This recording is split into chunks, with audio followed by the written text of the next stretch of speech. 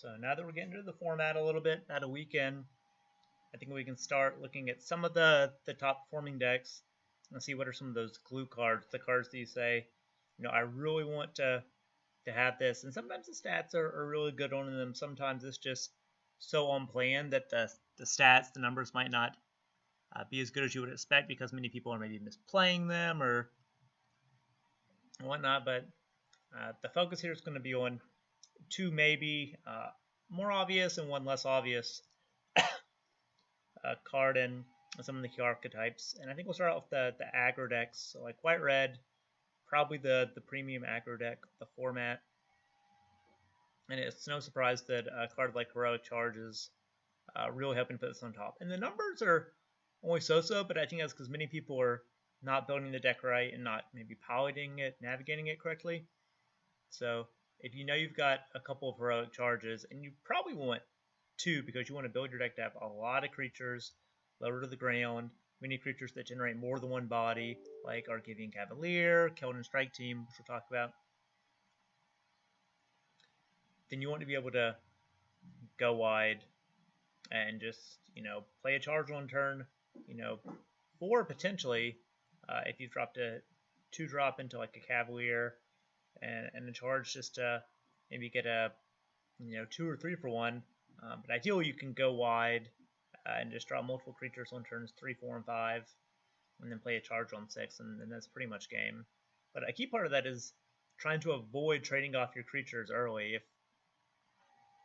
If you're against a deck like the Domain deck, for example, that has a better late game than you, trading off your 2-drop for their 2-drop, your 3-drop for the 3-drop, your 3-drop for their 3-drop, probably is not going to win you the game.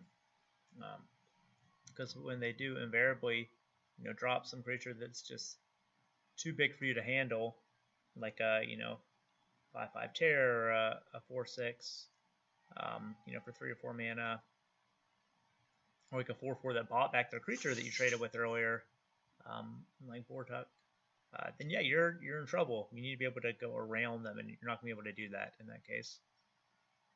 So you probably want 2 Heroic Charge, and it's going kind of late.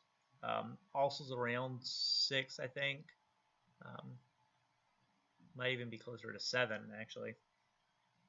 So you don't need to pick these super early, but you do need to get at least 1 and probably 2 of them. I hesitate to say 3 because you need enough room for other interaction and creatures, but probably 2 is a sweet spot. Next up, a little less deceptive, a little more obvious, is Keldon Strike Team. And this is a card that either says, turn 5, drop 3 bodies and swing, or potentially, turn 3, if you think you can get in for 3 or 6 uncontested damage, you can play it there. It gets haste. But it's a card that you probably want as many copies as you can get, to be honest. Like, I think because of the optionality of playing it for 3 or 5 mana, depending on the board state, time of the game, what you're trying to do, I'm happy to, play, 4, 5, 6 of these if I could get them. This one goes a little earlier, but I'm willing to take it, in particular because a deck like blue-red may potentially play this even if they can't, spike the kicker, because they may have, Twitter and Tears that are really cheap and they can get them haste and swing out of nowhere. Or they may be splashing some blue duels, or like blue-white, red-white duels, to like kick their clearing guys, or maybe they've got a Wrath that they want to put in their deck.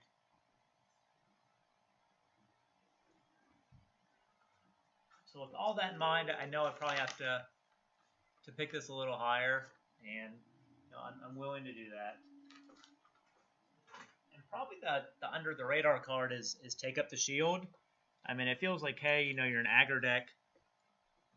Why do you need this type of combat trick? But there's enough other aggro and mid-range decks in the format to where you need to be able to just turn a race. And this is a card that says, even though most of my creatures are replaceable, if I have some that are not replaceable, hey, I can keep that creature alive, gain 4 to 6 life maybe, and just really make it tough on my opponent to be able to race me anymore.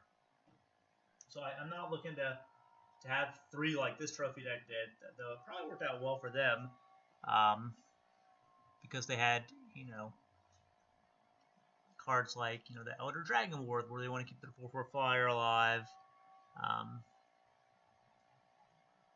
But yeah, or even like their Bearer Gideon Recruiter, they want to keep popping out, 1/1 creatures with. I'm not looking to have probably more than 2 of these. So that's kind of white-red. I'll say they're kind of aggro, but kind of aggro mid-range, depending on how it's built. Deck that's performing well is blue-red. And this one's been a little more contested since the beginning of the format, in part because I think people are starting to realize blue is a very good color that has a lot of strong cards for multiple types of decks. But also because, like the domain deck's looking to pick up some blue cards, blue-red's looking to pick up some blue cards, and then some more controlling strategies. Maybe it's a defender deck we'll talk about, looking to pick up blue cards. Some of these better cards are becoming contested, but in terms of the more obvious strong cards, there's Tolarian Geyser and Essence Scatter, and then a little less obvious, I think, is Impulse. And I mean, we're not going to talk about super obvious like Tolarian Terror that ideally you can play for, 1 or 2 mana, but Tolarian Geyser is probably in contention for best common of the set. I don't think it's wild to say that.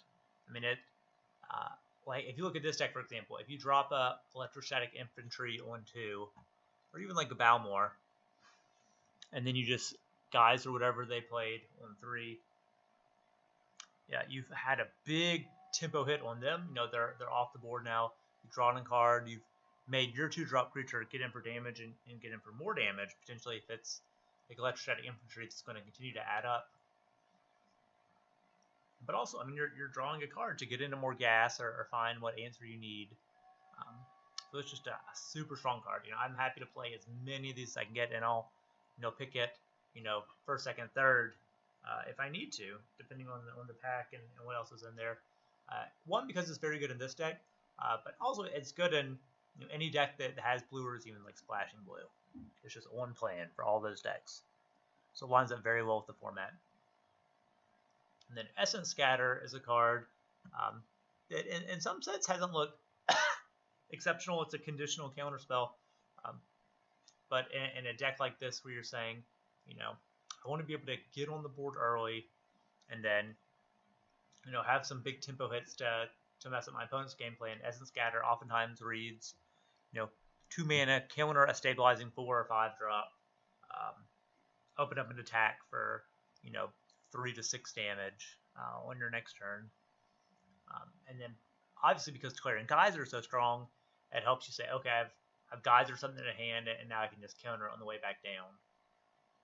Or, if you're, got a slightly slower hand, you're going to have to and choose not to mulligan, and you're going to play a more mid-range game, it gives you a chance to say, killing your 2 or killing your 3, if you're on the draw, for example. At a mana advantage, helps you catch up. So oftentimes 1-for-1 cards are not great, but because it can be played early to catch you up or late to just put the nail in the coffin, exceptional card for this type of deck. I will say you want the optionality of being able to play it early, so it's not a card that I will generally play in a deck that's just kind of like splashing blue like the 5-color domains, unless blue's like a bigger, like a base color like green-blue splash other colors. But I really like it in this deck. And then our under the radar is Impulse, and I think a big part of that is the fact that you have many potential answers or good threats in a deck like this, and you want to be able to find them, or even just like hit a land, but also instants playable with instants. I'm sure you've heard this before, but if you're holding up mana on your turn for cards like Essence Scatter, or even like Timely Interference, Shore Up, Lightning Strike, or Fires of Victory, you want to be able to use that mana, and Impulse gives you a chance to say, okay, I'm going to use my 2 mana and find something that I need. So I think it's super strong for that. It can also just make your Tolarian Terror cost 1 cheaper, which is nothing to scoff at when you're looking to drop that potentially, on turn, 4 or 5, or wait till later in the game and be able to, drop 2 of them, that cost 1 or 2 mana apiece. Set up double spell turns. So I think Impulse plays a lot better in a set like this than maybe would have been thought at first blush, because this is a set where you can do some card draw and card selection, like the new Probe, Phyrexian Espionage, or Impulse are good cards. Okay, so with that in mind, we can look at the domain decks.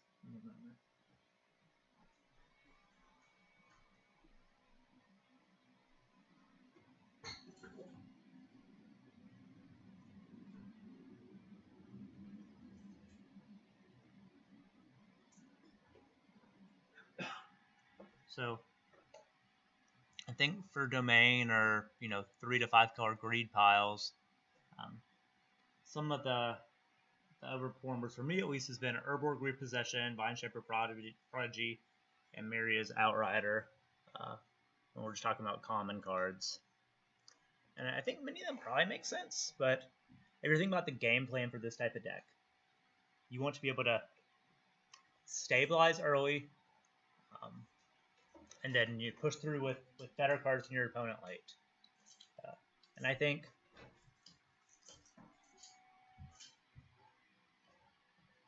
so, like a card like Urborg Repossession gives you so much optionality. It's not in this deck, but I think this player would have loved to have had a repossession or two.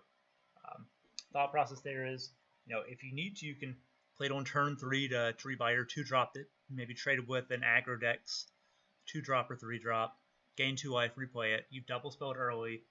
You're already stabilizing a point where you can get to the late game. Or in the late game, it reads, bring back an Outrider and a Territorial Morrow, for example, or a Bortusk that'll bring back another creature. It's just super strong, so much optionality. And I'm not looking to be heavy black in a deck like this. Like, ideally, I've only got a few black cards, and they're on the more uncommon or rare mythic side, plus like a Urborg Repossession. But maybe you've got like a Tribute to Urborg, for example, or some black kickers that you're happy to play. And then Vine Shaper Prodigy, which this deck only had one of, this player probably would have liked to have had more of them as well, because it is a 2-for-1 that you can drop at any point, turn 4 on, that helps you say, okay, I'm going to selectively find a card that I need against this opponent, in this match. And then it's also probably going to be able to trade with something. And then you can probably bring it back with your Repossession or your Bortusk, for example. So it's a strong card, and it's in the 2 main colors that you probably want to be in when you're doing these greed pile domain decks. So it's not quite Organ Hoarder, but it does have some of those vibes. You're not getting a 3 or 4-for-1 by putting cards in the graveyard that you might replay, but that's fine. And then finally is Myria's Outrider. It looks kind of junky, but this card often reads, 5 mana Lava Axe, 4 or 5 to the face, and then stop your opponent's plan to break through with flyers, flying over your strong ground creatures. And if they ever kill it and you just rebuy it, you're looking at another 4 to 5 to the face, which is just so tough when you're talking about like reach and inevitability with a deck like this. So I don't want to be heavy red. The red cards that I want are in this deck, Fires of Victory and Myria's Outriders. I'm not even super stoked about having Lightning Strike, because I'm not going to be able to, pop that off on turn 2 or 3, because I'm not going to have the consistency of red mana. And it's probably not as useful late game as like a Charolian Geyser, or even like a Bite Down or a Fires, or just removing their creatures with my bigger creatures. So I think there's a lot to be said for those types of cards. And you don't need to pick these high. I mean, these are still wheeling, and probably will for a little bit. And probably the last deck that's performing, very well that I have enough experience with to talk about is the Defenders or Wall deck. I mean, the long short of it is, get as many Shield Wall Sentinels as you can, because they kind of act as, wingman or chaplains, because you can find it. So it just increases the likelihood that you get to play that card, which is one of the main reasons you're in the deck. And then just draft as many walls as you can. as a 1/3, it's not fantastic, but it does enough when you're setting up, blocking their 2 or some of their 3 drops. You're not blocking like within an academy wall. But yeah, it is the real glue that helps the deck be super consistent. And then you can throw in cards like Geyser, to help buy you some time, or not shown here, but like Destroy Evil to get rid of some of the bigger creatures. Or if they were to arrest your chaplain, you can always destroy that enchantment, have it come back into play, get you more birds, potentially even an instant speed. So it's pretty strong. So those are some of the glue cards, the cards that I think that I just want to make sure are in the decks that I'm playing. And the stats mostly line up on them, but some of them are kind of those hidden gems. So I hope this is helpful. Happy to chat about it, and have a great day.